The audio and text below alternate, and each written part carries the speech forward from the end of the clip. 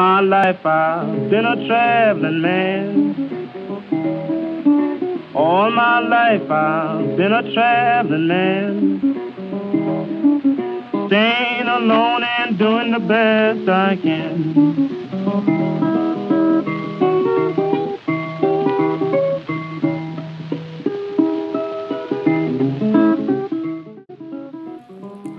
Flåm itself is a very small village which is at the top of the Fjord, long fjord.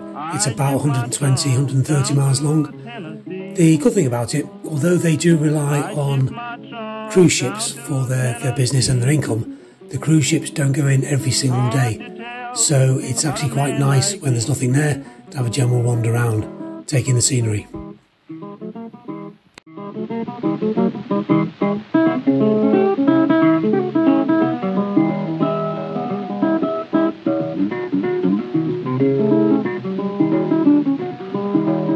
I met a gal, I couldn't get her off my mind.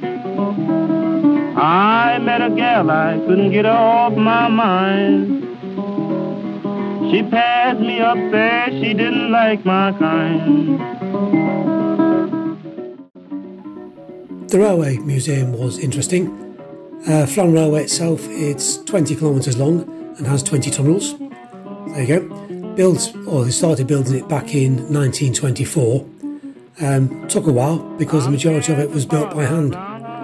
And to add insult to injury, not content with the hard labour and the harsh environment, if the tunnellers needed any dynamite, then they had to pay for it themselves. It came out of their wages.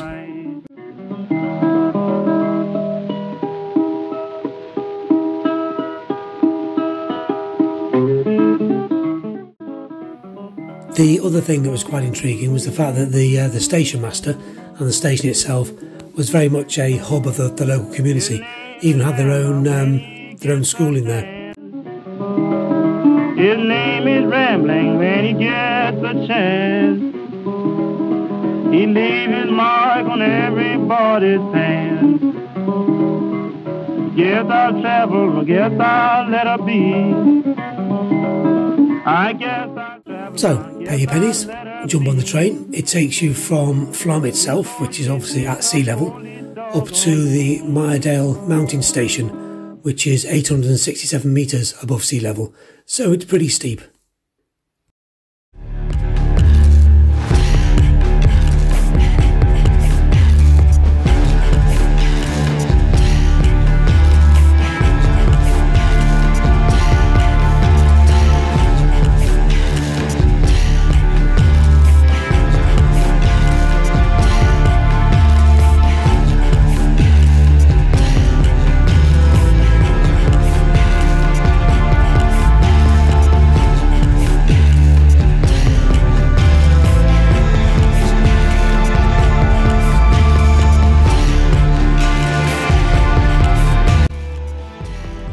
Having spent time on the Flåm Railway, we then decided to cycle along a similar sort of route out of the town itself and up the side of the mountain.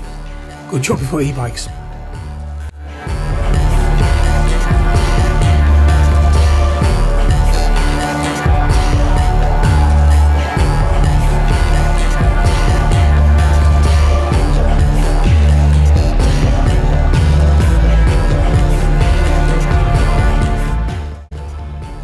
It's not really obvious how steep the gradient was from this particular video, but you can tell by the fact that Mrs. Parry doesn't need a pedal once she gets going.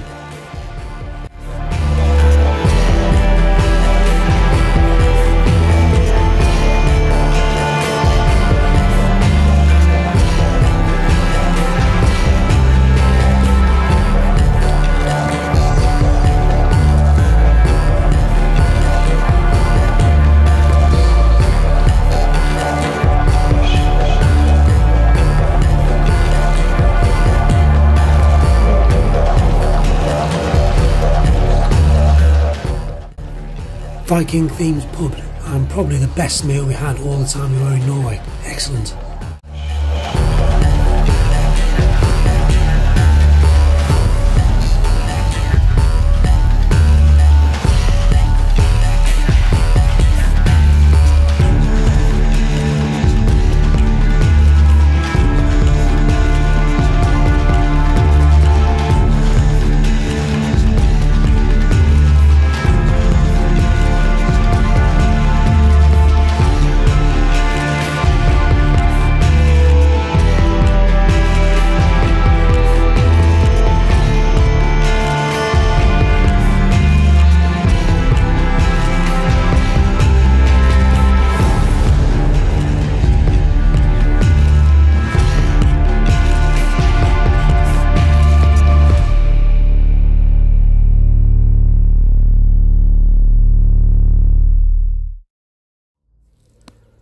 Slowly weaving our way north now.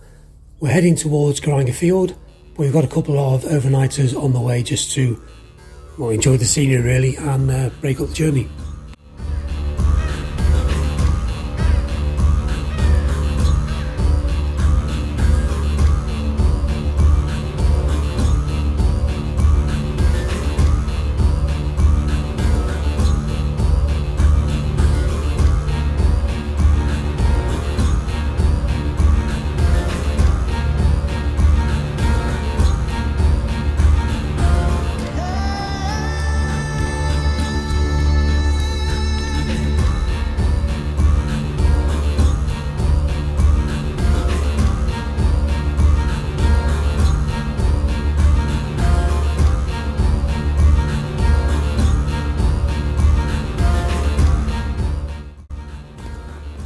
This was a really nice park up, in amongst all the other really nice park ups. Interesting point here, there is something called the Maiden Stone. Back in the day when the young girls were sent off up to the pastures to look after the sheep and goats for the summer, when they came back down in the autumn, they were required to crawl through the Maiden Stone just to make sure that their virtue was intact. Guess who got stuck?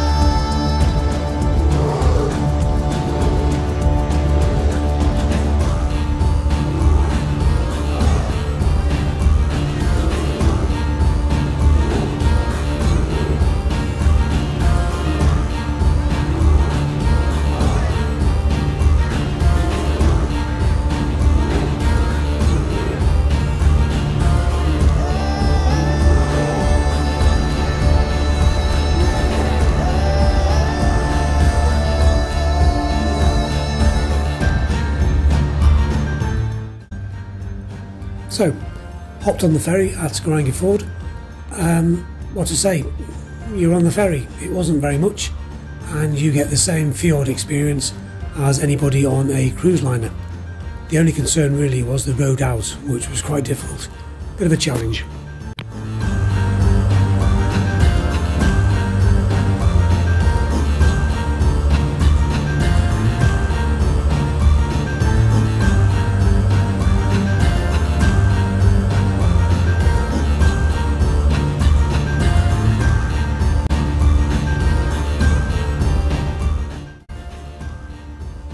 Geiranger was very nice, and according to the UNESCO World Heritage Site, it's on there, and also, according to the Lonely Planet, it's one of the best travel destinations in Scandinavia. What we didn't know when we went there is the fact that it's under threat of landslides from a nearby mountain, and if the mountain did collapse it would cause a tsunami that could destroy the town. For that reason, signs have been installed. Would have been useful to know that before we went there.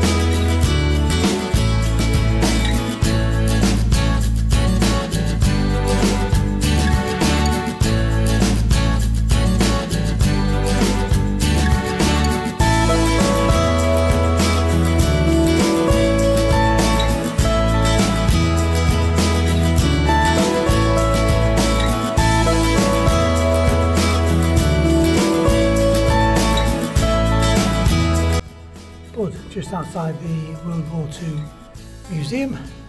This is actually part of someone's back garden, part of the fortifications from the Atlantic Wall built by the Germans, bless them.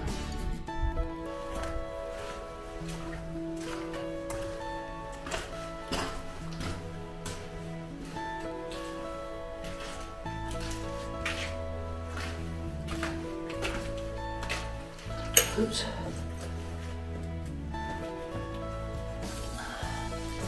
Oh, there's light at the end of the tunnel. Oh.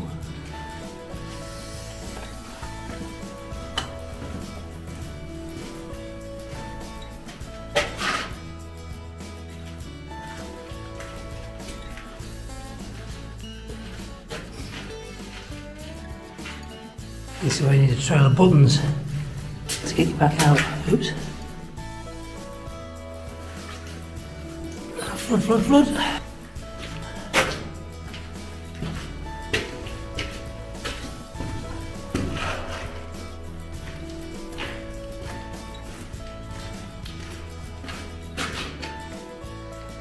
Common sense dictates you don't go down here because it's all flooded. However, oh yeah.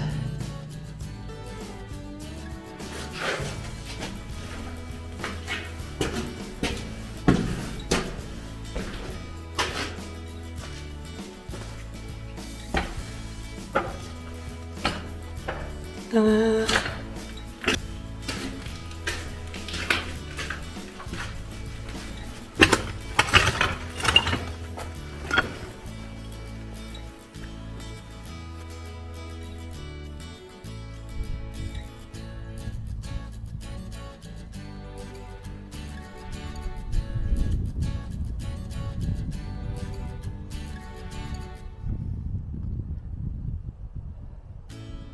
That's where we're heading now, back to the museum.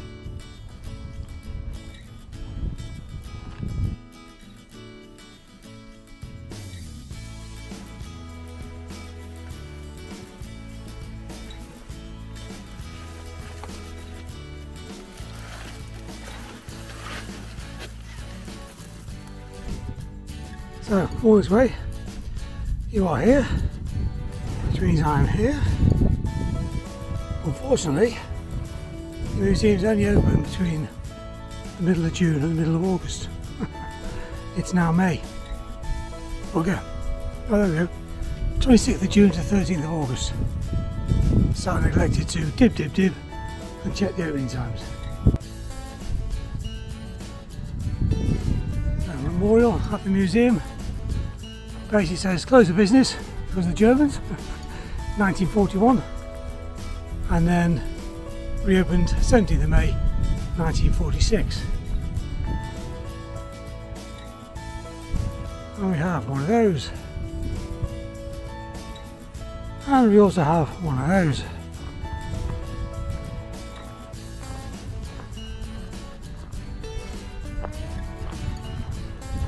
And we would have one of these.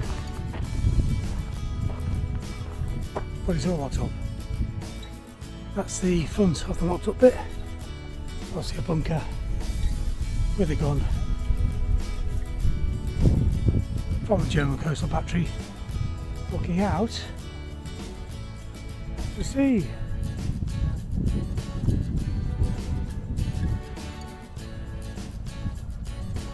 And there we have another gun.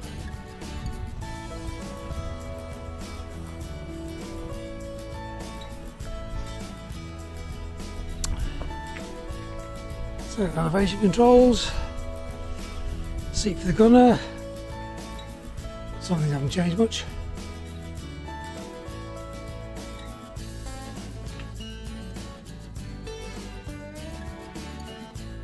And then various bits around bazaar, presumably magazines.